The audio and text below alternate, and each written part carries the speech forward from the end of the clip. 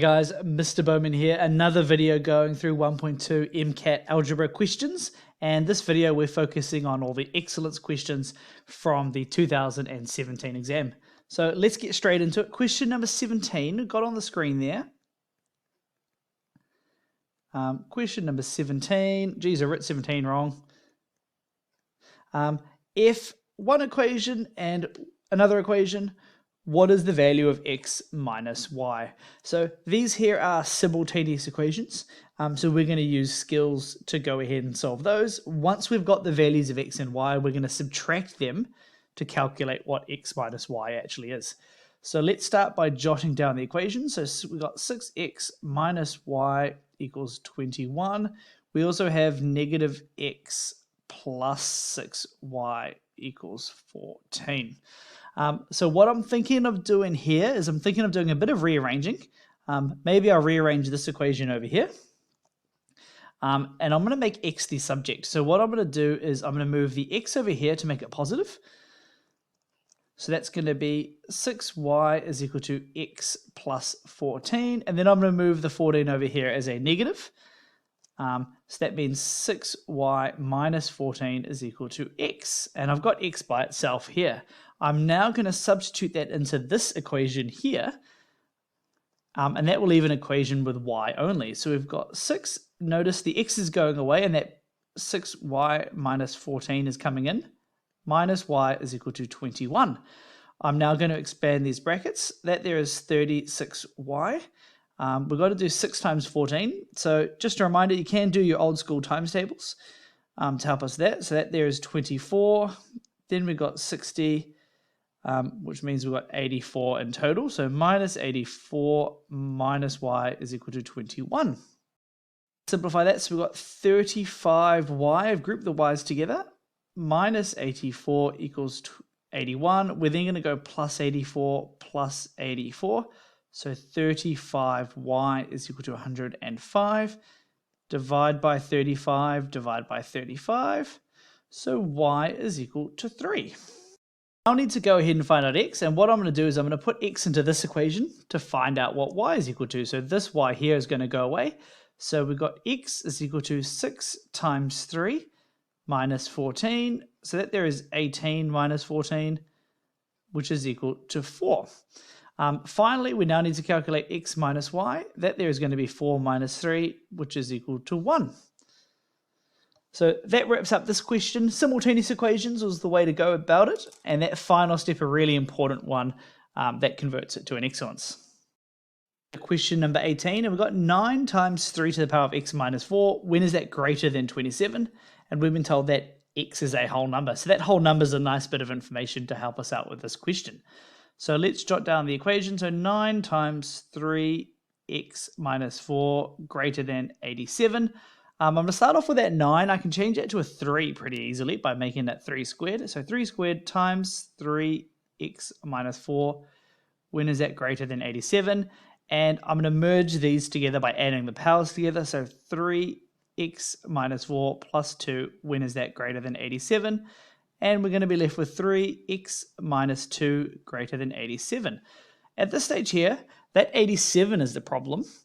But luckily that whole number there does save us a little bit. So what we're actually going to do, I'm going to draw a bit of a squiggly line.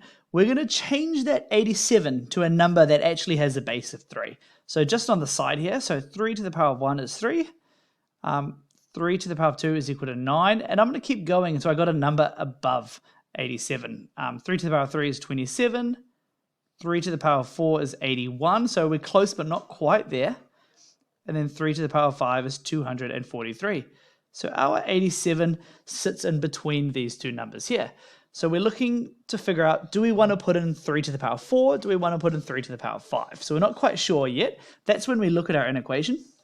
We're looking for numbers or that expression to be greater than 87. So for example, 343, that would be well above 87. So we're actually missing out one of the answers. So we're going to be using the 81 there instead. So let's change our inequation by substituting that in. So technically we're putting in the 81 like that. I'm now going to change the 81 to 3 to the power of 4. So we've got 3 to the power of x minus 2. When is that greater than 3 to the power of 4? Bases cancel. So we've got x minus 2 greater than 4. We're going to do plus 2, x greater than 6. So what this means is numbers, for example, x, when x is equal to 7, 8, 9, 10, and so on, that means our initial inequation will be true. Question number 19, and it's a bit of a wordy question. Jane thinks of a number k, so k is the letter we're going to use.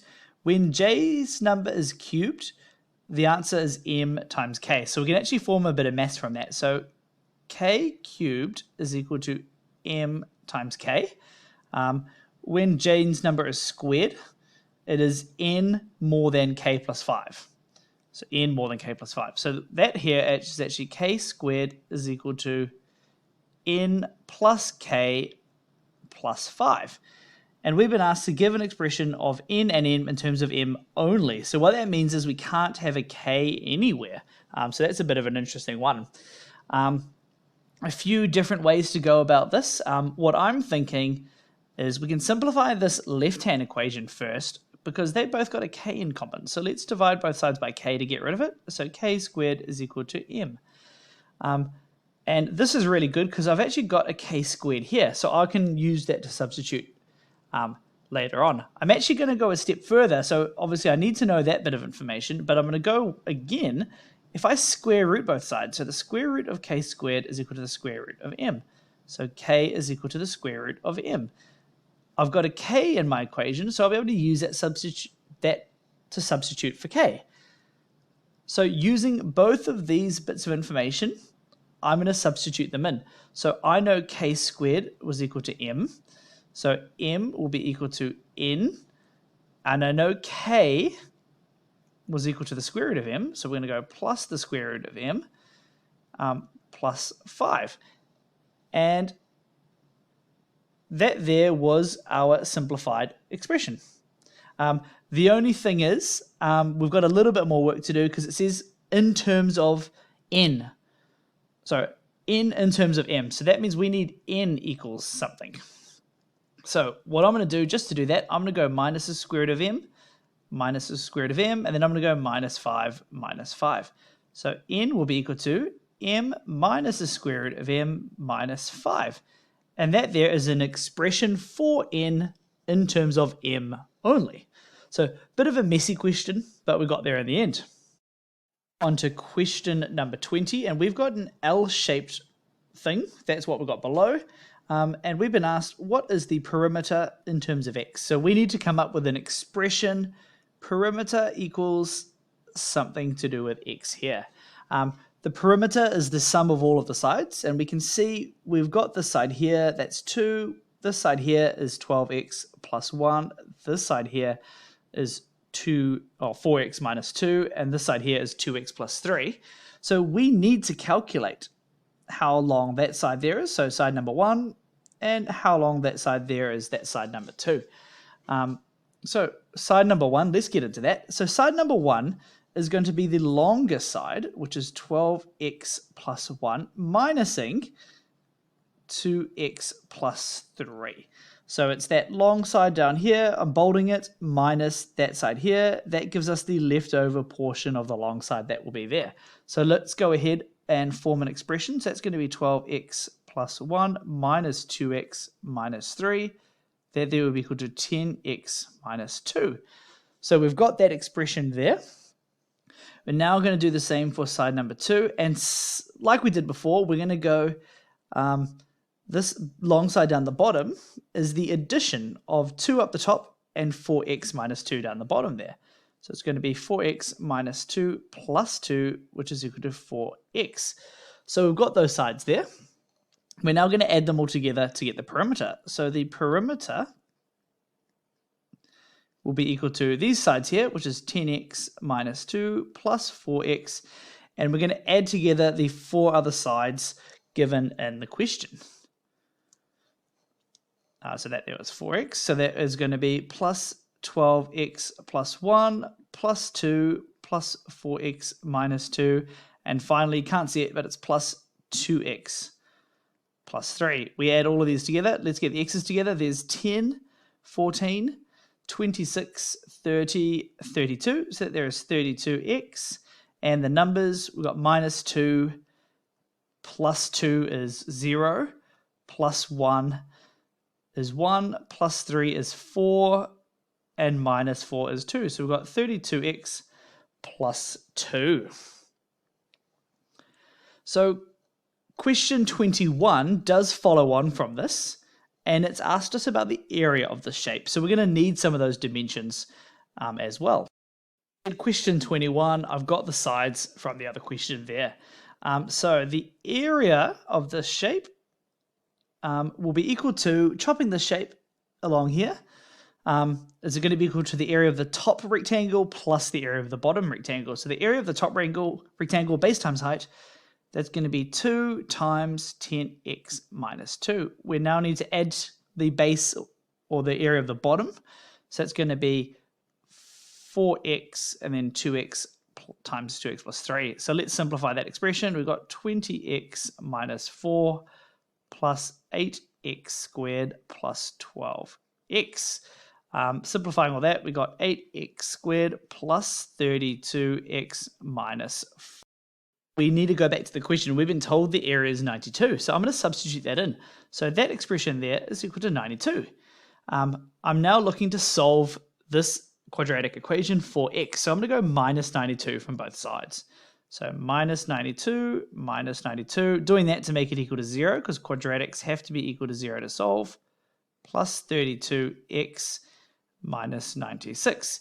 And I like this. I know it looks a bit messy, but all of these have a factor of 8 in common.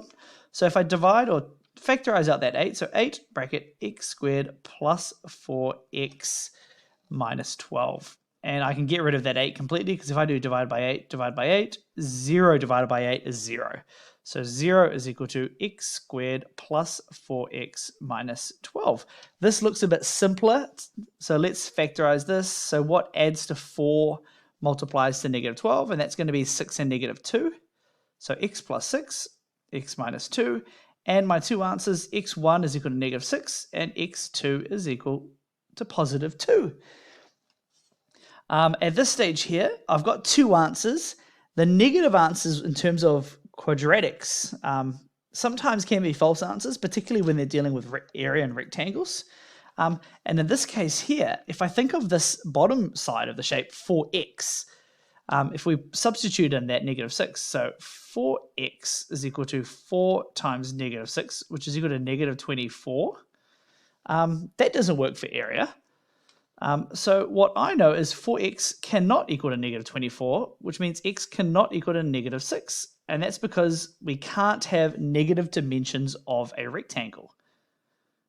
We can't have negative dimensions of a rectangle. Yeah, who's ever had a ruler and measured negative in terms of a rectangle? I don't think that's ever happened.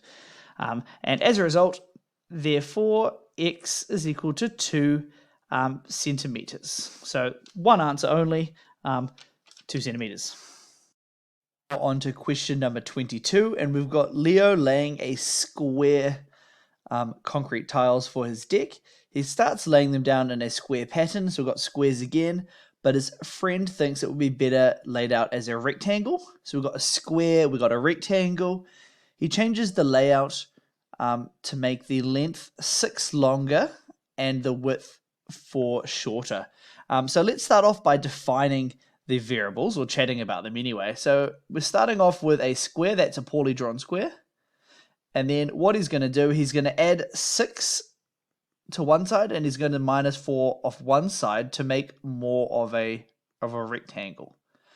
So in terms of defining our variables, so we're going to let x equal the width of the original square. So we've got the width of the original square. Hopefully you can see the pen color all good. Bit of a different one. We can now start thinking about that and using a bit of algebra. The other bit that's really important is he finds he needs 2 extra tiles to complete the rectangular pattern. So if you think of the square is going to be x squared plus 2. So x squared being the x by x, and the plus 2 being the extra 2 tiles that he needs to complete that. So if he had the square and an extra 2 tiles, he would have been able to complete a rectangle. And the rectangle, as I said, it would have been x plus 6, and that's because he added 6 units or 6 tiles to one of the sides, and then it would have been minus 4, so x minus 4 as the other side of the rectangle. And all of a sudden, we've got a quadratic equation. We can go ahead and solve it.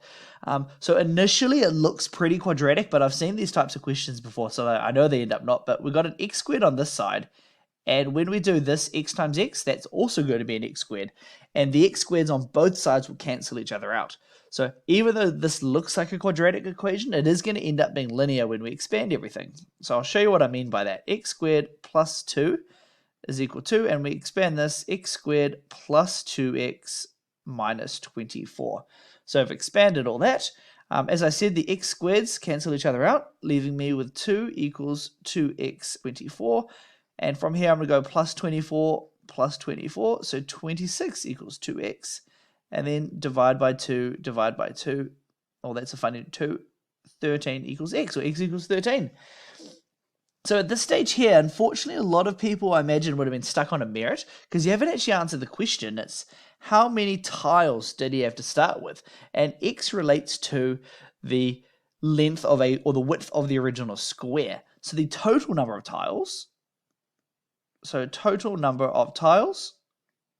I will say the original tiles, is actually going to be equal to x squared. That will be the width times the base of that square. So that's going to be 13 squared, which is 169 tiles.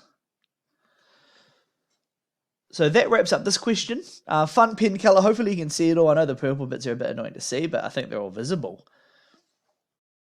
We are now moving on down to question 23. A fairly easy question. We've got a exponential in equation. Let's jot down the question. We've been asked to find x. So 2 to the power of 3x plus 4. When is that greater than 2 to the power of x squared? And straight into it, I know that the powers are going to, or the base numbers are going to cancel each other out. So we're going to have 3x plus 4. When is that greater than x squared? And at this stage here, we've got a quadratic in equation. So let's move everything to the other side. So we're going to go minus 3x, and then minus 4, minus 4. So when is 0 greater than x squared minus 3x minus 4? At this stage here, because you can't really solve quadratic in equations, but you can use a bit of a graphical method to get there. So let's convert this to an equation. So x squared minus 3x minus 4. And the point of this is I'm trying to find the x-intercepts. So let's factorize. We've got x minus 4, x plus 1, which means my solutions are positive 4 and negative 1. So drawing this graphically, just going to draw it over here on the left-hand side. So here's my x and y axes. So there's negative 1 and there's positive 4. And we're going to go back to our quadratic in equation that we left off with. The first thing to note, we have a positive parabola. So I'm going to draw a positive parabola going through these points, and I'm just drawing a very bad sketch. Doesn't matter what your sketch looks like. So that was the first bit. And the next bit is we're trying to find when is it greater, or when is 0 greater than that. And another way of saying that is what is below the x-axis? When is it below 0? And that would be anything kind of in this range here. So our answer for x, it's anything greater than negative 1, but less than positive 4.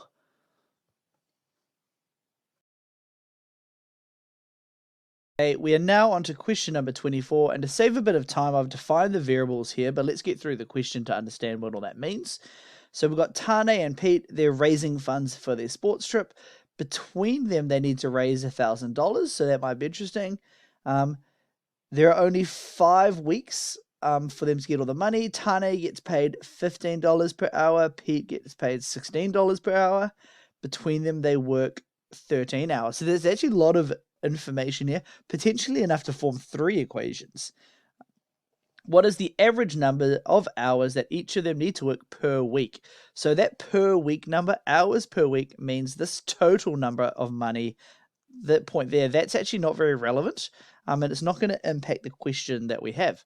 So I've defined the variables. T is the number of hours that Tane needs per week, and P, number of hours that Pete needs per week.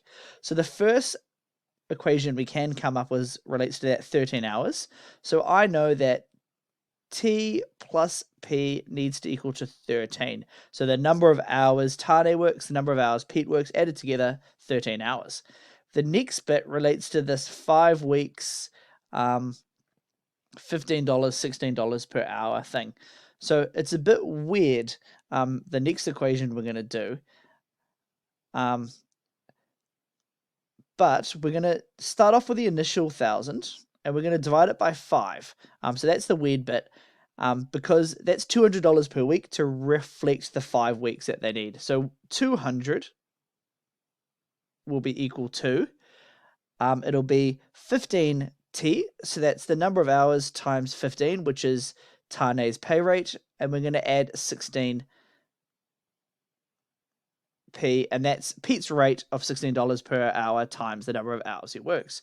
And all of a sudden, we've got the two equations that we need. So we're going to start by rearranging. What I'm going to do is I'm going to go minus P. We'll work out that first. So that's going to be 13 minus P. We now know what T equals. So on the other equation, I'm going to substitute, take out that T, and put in 13 minus P. So let's get that in. So 200 will be equal to 15 times 13 minus P plus 16P. And over here, I've got an equation with one letter, just the P, so I can go ahead and find out what that is. So let's start off with this. 200 is not going to change. 13 times 15. Don't forget, in the MCAT, you can't use a calculator, so use your old school multiplication strategies. So 3 times 15 is 45. 10 is 100 for that, so that gets to 195. So we've got 195 minus 15P plus 16P. At this stage here, it's actually going to simplify really nicely for us. So we're going to go minus 195 minus 195. So that means 5 is equal to, and we've got negative 15P plus 16P. So that there is P. So that means Pete needs to work 5 hours per week. We then need to go ahead and figure out Tane, and I'm going to substitute that into where we left off on the other side. So Tane will be equal to 13 minus 5, which is equal to 8. So that means Tane needs to work 8 hours per week. Because it's a wordy question, I like to put it in sentences afterwards. So Tane needs to work 5 hours per week. And that's a funny and sign. Pete needs to work. Oh gosh, I just realized, put Tane as 5. Tane is 8, isn't he? 5 hours per week. That was a bit of a mishap, but hopefully you caught my update there. So that wraps up that question. And question 25. And this is one of the weirdest questions I've seen in an MCAT. But let's break through it. So we've got A and B are 2 consecutive odd numbers. So that means A and B is actually to A plus 2. Because they're consecutive, we're going to add 2 to get to the next odd number. If C is equal to B over A minus A over B, give the angle of C in terms of A. So that means we need to get rid of the B's, and then explain why this will always be an even number divided by an odd number.